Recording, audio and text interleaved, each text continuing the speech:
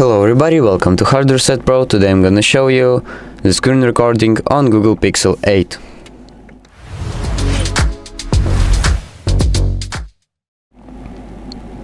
So basically, to access the screen recorder, swipe down here from the upper part of your screen to access the quick settings panel right here, and swipe right again. And then click on screen recorder right here. Record one app or record the screen, record audio.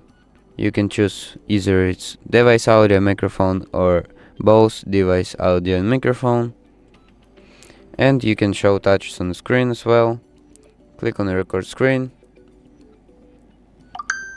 And when you hear a notification sound, that's how you know it's recording. And also you have this thing right here, and that means you're recording.